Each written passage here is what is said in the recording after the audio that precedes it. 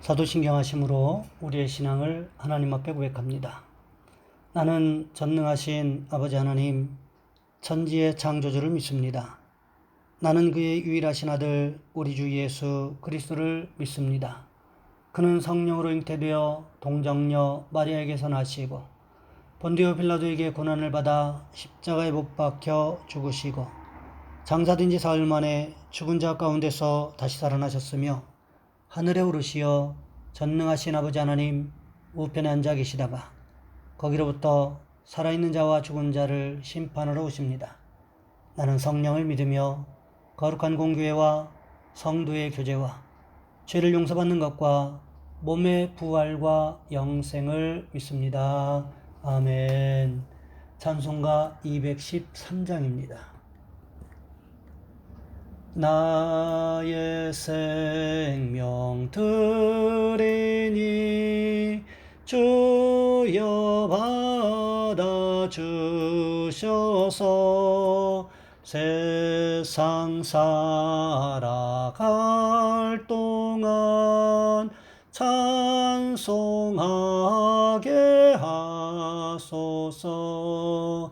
손과 발을 드리니 주여 받아주셔서 주의 일을 위하여 민첩하게 하소서.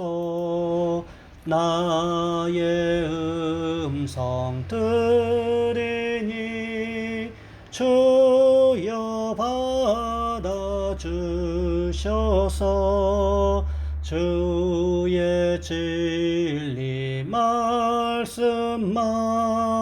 전파하게 하소서. 나의 보화 드리니 주여 받아주셔서 하늘나라 위하여 주 뜻대로 쓰소서. 나의 시간 드리니 주여 받아주셔서 평생토록 주 위에 봉사하게 하소서. 아멘. 오늘 말씀 요한복음 10장에서 보겠습니다. 요한복음 10장 7절로 10절까지 말씀입니다. 제가 가진 성경은 신약성경 162쪽에 있습니다. 요한복음 10장 7절로 10절까지 말씀입니다. 제가 봉독해 드립니다. 그러므로 예수께서 다시 이르시되 내가 진실로 진실로 너희에게 말하노니 나는 양의 문이라. 나보다 먼저 온 자는 다 절도요 강도니 양들이 듣지 아니하였느니라. 내가 문이니 누구든지 나로 말미암아 들어가면 구원을 받고 또는 들어가며 나오며 꼴을 얻으리라. 도둑이 오는 것은 다 도둑질하고 죽이고 멸망시키려는 것뿐이요 내가 온 것은 양으로 생명을 얻게 하고 더 풍성히 얻게 하려는 것이라. 아멘. 오늘 본문의 말씀을 가지고 예수님께서 주시는 축복이라는 제목으로 함께 말씀을 살펴보겠습니다. 맨솔레담 연고를 만들어 세계적인 부자가 된 미국의 알버트 알렉산더 하이드 씨가 있습니다. 그는 문방구를 운영했던 사람이었습니다. 사업이 잘 되어서 돈을 빌려 주식에 투자했다가 완전히 망했습니다. 그의 삶은 온통 비투성이었습니다. 그때 무릎을 꿇고 기도합니다. 하나님, 제가 무엇을 잘못했는지 깨닫게 해 주시옵소서. 하나님과의 관계에서 제가 무엇을 잘못했는지 알기를 원합니다. 그때 탁 스쳐 지나가는 생각이 있었는데, 본인이 사업이 잘 될 때 YMCA에 헌금하기로 했던 것이 있었는데 그것을 깜빡 잊어버린 거예요.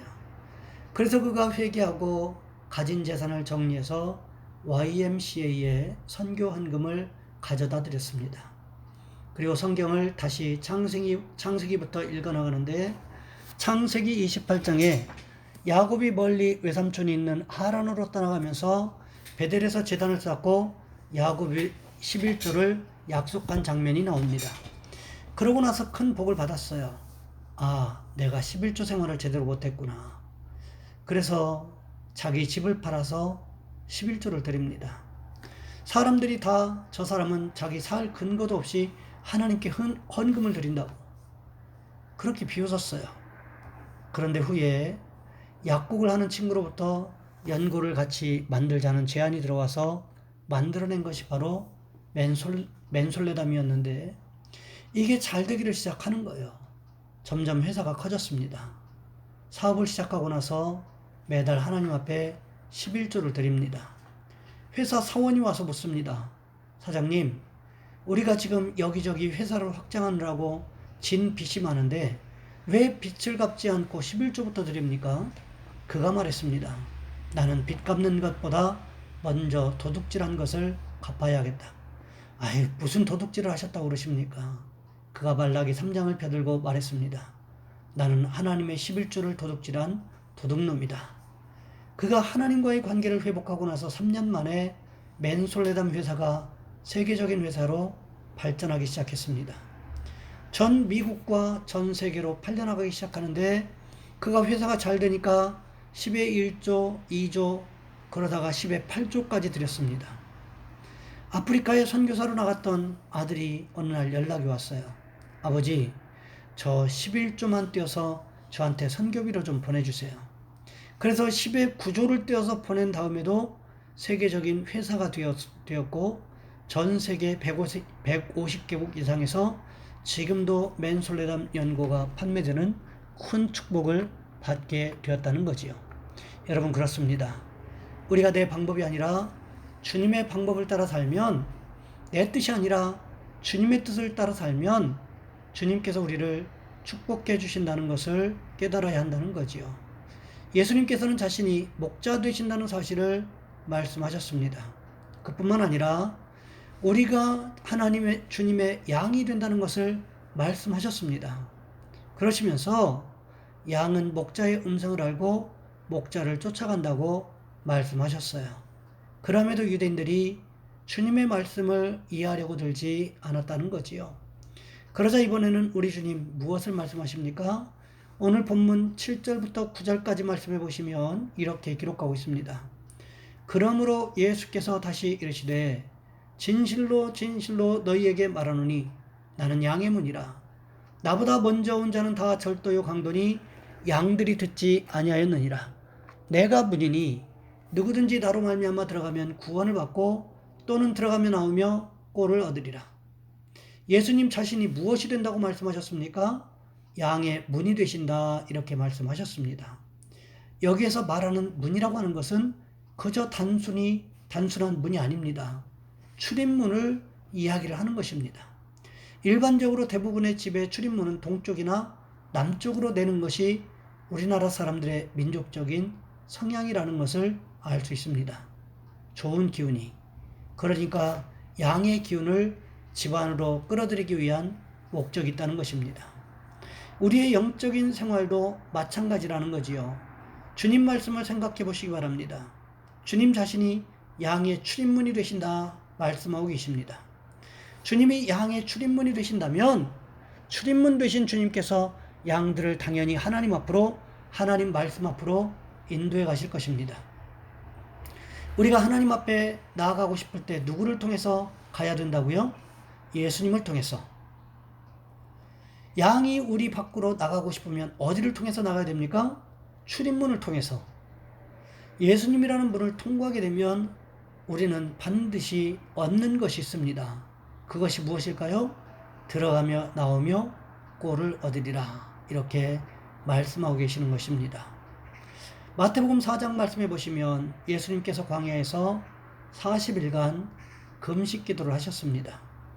그 후에 성령에게 이끌려 마귀에게 시험을 받으러 가시게 되지요. 그때 첫 번째 시험이 돌덩이로 빵을 만들어 먹으라는 것이었습니다. 그 시험에 대해서 마태복음 4장 4절 말씀해 보시면 우리 주님 이렇게 대답하셨습니다.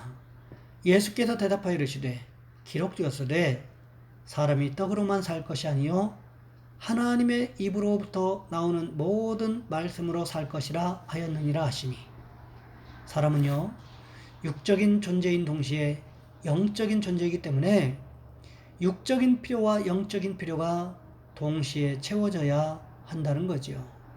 우리 주님은 이것에 대해서 말씀하고 계시는 것입니다. 예수 잘 믿는 사람에게는 구원이라는 영적인 축복만이 따라오는 것이 아닙니다. 물질적인 축복도 자연스럽게 따라오게 되어 있다는 것입니다.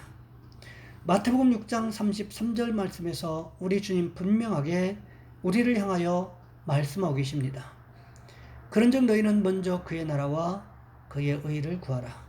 그리하면 이 모든 것을 너희에게 더하시리라.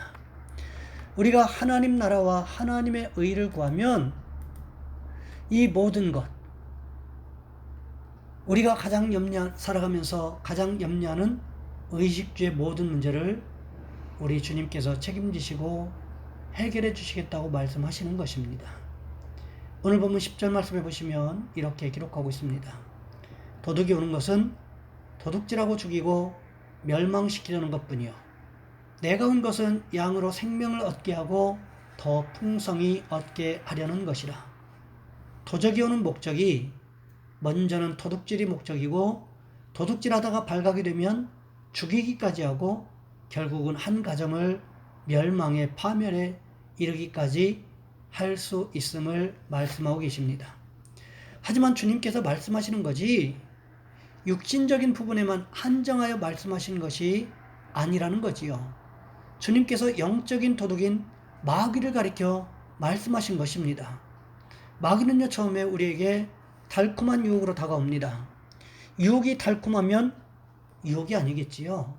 믿기가 좋아 보이지 않으면 믿기가 아닐 겁니다. 어떤 사람이 그 달콤한 유혹을 받아들이는 그 순간 그 사람의 영혼은 마귀에게 도둑질 당하게 된다는 거지요. 도둑질 당하는 데서만 그치면 그래도 다행일 텐데 그렇지 않다는 것입니다. 마귀가 도둑질한 영혼을 하나님과 분리시킴으로 인해서 영혼을 죽게 만듭니다. 죽게 만들 뿐만 아니라 영원히 고통받는 지옥, 유황불이 꺼지지 않고 벌레도 죽지 않는 그 지옥으로 끌고 가서 결국은 영적인 멸망을 당하게끔 만든다는 거지요. 여러분, 그러니 우리는 우리의 영혼이 도둑질 당할 틈을 주지 말아야 한다는 것입니다. 우리의 영혼이 마귀에게 미혹당하지 않기 위해서는 하나님 말씀으로 잘 무장해야 한다는 것입니다. 하지만 우리 영혼을 마귀로부터 잘 지키고 미혹당하지 않을 뿐만 아니라 우리 영혼이 더 풍성하게 번성하게 되는 축복을 받아야 되겠지요. 오늘 또 우리 주님은 우리를 찾아오십니다. 왜요? 우리로 하여금 예수 안에서 생명을 풍성히 얻게 하기 위해서, 영적인 양식을 풍성하게 공급하시기 위해서 우리를 찾아오신다는 거지요. 때로는 말씀을 통해서, 찬양을 통해서, 기도를 통해서 찾아오십니다. 우리를 찾아오시는 그 주님을 영접해 드리기만 하면 주님께서 우리 인생을 이끌어 가시는데 양식이 풍성한 곳으로 우리를 데려가심으로 인해서 우리로 생명이 더 풍성하도록 만들어 가신다는 것입니다. 바라기는 우리 모든 성도님들께서 우리 주님을 마음속에 영접해 드림으로 인하여 영원한 생명을 얻는 축복이 있으시기를 주님의 이름으로 부탁을 드립니다. 이 시간 우리 한 목소리 함께 기도합니다. 특별히 온라인으로 수업하고 있는 우리의 자녀손들을 위해서, 또 직장에 다니고 있는 우리의 자녀손들을 위해서, 또 직장을 준비하고 있는, 취업을 준비하고 있는 우리 자녀손들을 위해서, 그리고 오늘 말씀처럼 우리가 주님을 잘 따라갈 수 있도록 도와주시라고 이 시간 우리 주여 한번 간절히 부르신 후에 한 목소리 함께 기도합니다. 주여, 사랑의 하나님, 우리를 도와 주시기를 원합니다.